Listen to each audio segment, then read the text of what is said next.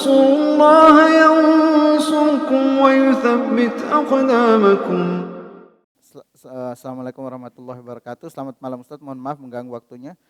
Izin bertanya Ustadz, bagaimana caranya ibadah dan amalan kebaikan kita lakukan atas nama Allah lillahi ta'ala sehingga amalan tersebut dapat diterima di sisinya.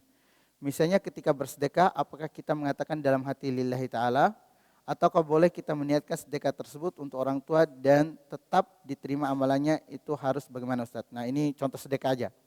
Jadi lillahi ta'ala itu adalah tujuan dari kita beramal ini buat siapa? Kepada siapa? Adalah kepada Allah.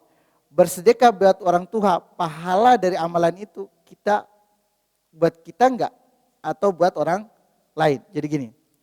Jadi ketika kita beramal itu, kita sholat itu kan adalah amalan kepada Allah. Kita niatkan karena Allah. Dan kalau kita sebutkan di dalam hati juga bagus untuk menguatkan, mengulang-ulang di dalam hati. Jadi ketika mengatakan di dalam hati itu aku harus ikhlas ini, itu penting sebenarnya.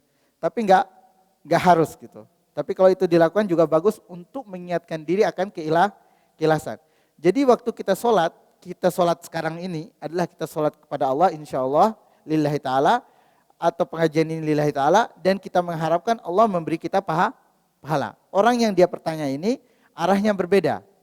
Jadi sedekahnya itu karena Allah, dia memberi orang ini karena Allah, dia menginginkan pahalanya bagi orang tuanya. Nah ini sebenarnya ada yang disepakati para ulama bahwa sedekah haji dengan sedekah dan doa itu pahalanya itu bisa sampai kepada orang mati. Ini sepakat.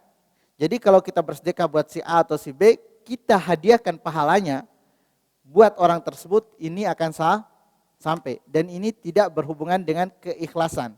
Karena keikhlasan itu berhubungan dengan tujuan, orang tua ini berhubungan dengan pahala yang didapatkan dari apa yang kita lakukan itu kita hadiahkan buat siapa? Apa buat saya sendiri atau buat orang lain? Wallahu a'lam.